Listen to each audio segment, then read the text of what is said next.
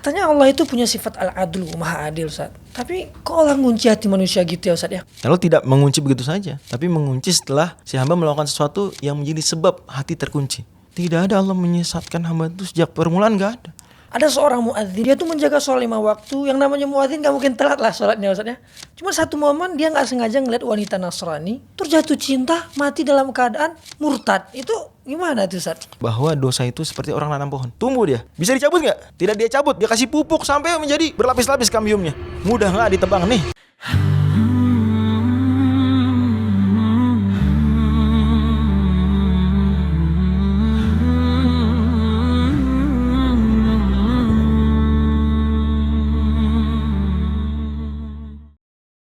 Di awal surat Al-Baqarah, Allah pernah bilang bahwa Allah itu akan mengunci hati orang-orang yang kafir sehingga mereka tidak bisa menerima kebenaran.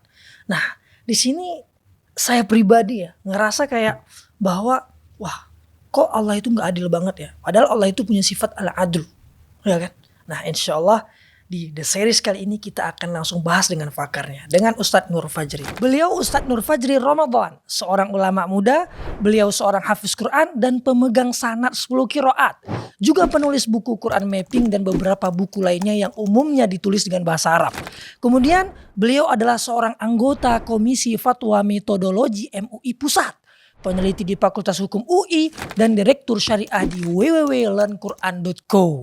Semoga Allah limpahkan taufik dan keikhlasan bagi beliau. Assalamualaikum, Ustaz. Waalaikumsalam warahmatullahi wabarakatuh. Apa kabarnya, Ustaz? Alhamdulillah, mudah-mudahan juga Bang Fianda selalu sehat walafiat. Alhamdulillah, amin, amin ya rabbal alamin. Ustaz, katanya Allah itu punya sifat al-adlu, maha adil, Ustaz. Tapi kok Allah ngunci hati manusia gitu ya, Ustaz ya? Nah, justru kemahadan Allah itu adalah berarti mengganjar seseorang akibat perbuatannya. Lalu tidak mengunci begitu saja, tapi mengunci setelah si hamba melakukan sesuatu yang menjadi sebab hati terkunci.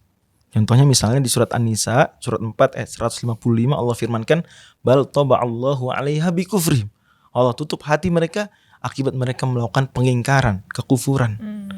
So, gak langsung ditutup begitu aja dari awal, tapi dia melakukan kekufuran dulu, baru ditutup. Dan itu ada risetnya. Ya. Profesor Festinger dari Stanford University Amerika Serikat itu mengatakan bahwa orang yang terbiasa denial, menolak itu dalam pikirannya sudah ada filter lebih dulu. Setiap kali mendengar argumen apapun dia nggak terima. Gitu. Ada orang-orang yang memang ada orang yang kayak ya sengaja khatamin Al-Quran nyari kesalahannya. Maksudnya orang kan khatamin Al-Quran biar tenang dapat solusi. Ini khatamin beberapa kali tetap aja nggak dapat karena memang dia niatnya buruk. Dari gitu awal ya. niatnya buruk. Walaupun bisa aja Allah Subhanahu wa taala kemudian apa? Oh, bisa aja ada juga. Ya, beri dia peluang. Tapi tinggal dia kemudian menyambut atau tidak, atau tetap denial lagi. Bisa jadi nyari salah, ketemu nih. Wah, ini malah indah Islam nih. Tapi tidak. Ada itu terjebak dalam bubble-nya. Jadi dia punya pola pikir dulu, pendapat dulu, baru kemudian cari pembenaran, bukan cari kebenaran. Ini cari legitimasi. Ya Allah. Untuk mengkonfirmasi pikiran dulu. Kalau gitu ya gimana? Mungkin gak akan maju berpikirnya. Ala kulli hal, kita tidak diajari begitu. Orang Islam diajari mencari kebenaran. Bukan pembenaran. Bukan pembenaran. Bahkan terus kita minta hidayah kan, ihdinas siratal mustaqim. Balik lagi ke yang tadi. Jadi apa benar Allah tutup tanpa sebab, tanpa alasan? Di surat An-Nisa kan begitu disebutkan. Allah menutup karena ada alasan. Itu apa? Dia melakukan kekafiran. Bahkan di surat Al-Baqarah tadi, coba lihat ayat sebelumnya. Apa awalnya? Innalladzina kafaru sawa'u. Kafaru dulu mereka, ingkar dulu. Baru kemudian Allah firmankan ayat selanjutnya apa? Khatamallahu. Allah tutup hati mereka. Ini gak ditutup begitu aja. Maka ditegaskan oleh para ulama, misalnya Syekhul Islam Taimiyah dalam Majmu'ul Fatawa. Tegaskan bahwa tidak ada Allah menyesatkan hamba itu sejak permulaan, gak ada. Karena Allah sudah bilang juga di surat As-Saff, surat 61. Ayat yang kelima, falamma zaghu azaghallahu qulubahum. Tatkala mereka menyimpang, Allah palingkan, Allah simpangkan. Jadi kalau nggak pernah menyimpang, selalu naik melakukan kebaikan, nggak akan disimpangkan, nggak akan disesatkan. Nah kata beliau, orang itu ketika balik, kalau dia terus melakukan kebaikan, tidak akan disesatkan. Tapi kalau dia suatu ketika tidak lagi melakukan kebaikan, dia lalai, ghaflah. Meskipun tidak sampai melakukan dosa ya. Atau bahkan dia memilih dosa, saya berdosa lah. Nah boleh jadi setelah itu kemudian apa? Akan dihukum. Entah dihukum dengan dosa lain, Dia melakukan dosa, terjebak dosa lagi. Kemudian adiksi dengan dosa.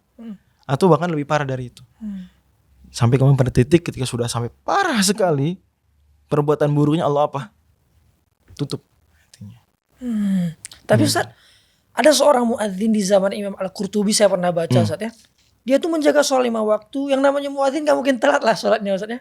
Cuma satu momen dia gak sengaja ngeliat wanita Nasrani, terus jatuh cinta, mati dalam keadaan murtad. Itu gimana tuh Ustaz? Nah, Dia gak bisa, istilahnya dia gak mencari-cari pembenaran gitu. Iya. Cuman dia gak sengaja aja, gak ghaddul basar, ngelihat wanita, terus kata wanita kalau mau nikah sama aku, kamu harus dibaptis jadi Nasrani gitu kan.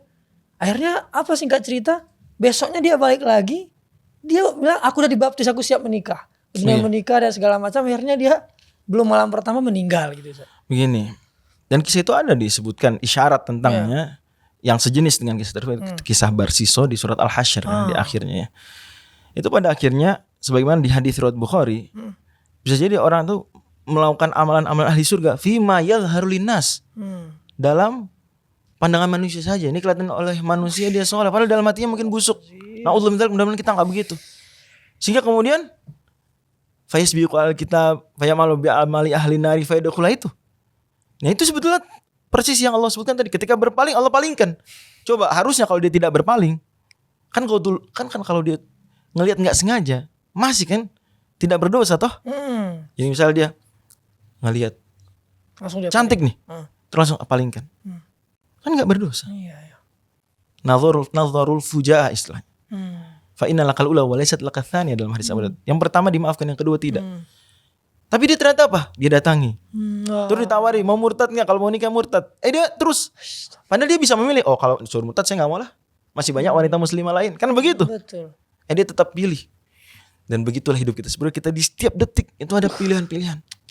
Sebagaimana kita punya free will, kita punya free wants, istilahnya Profesor Benjamin Libet dari Notre Dame University. Ya. Beliau bilang bahwa kalau kita itu setiap kali dihadapkan pada problem, perbuatan, itu kita sebenarnya punya pilihan do atau tidak. Melakukan atau tidak melakukan. Selalu. Sehingga ketika kita milih melakukan keburukan, siap-siap nanti mungkin ada hukuman. Salah satu hukuman adalah apa? Kita tidak diberi taufik untuk beramal baik. Kita malah kena godaan terus. Ada godaan, adiksi tadi itu. Jadi sekali lagi konsepnya harus kita bayangkan dan tanamkan betul-betul.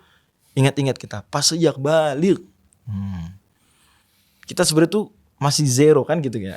Secara pilihan sadar kita, tentu pahala kita mungkin sudah ada karena beramal soleh sebelum balik dicatat pahalanya. Sejak saat itu apa sikap kita? Terus menjadi hamba Allah, terus menjadi khalifah yang baik, terus memakmurkan bumi. Kalau terus, nggak akan disesatkan. Tapi begitu lalai saja. Apalagi melakukan haram ya, lalai saja. Itu langsung apa? Mungkin ada hukuman.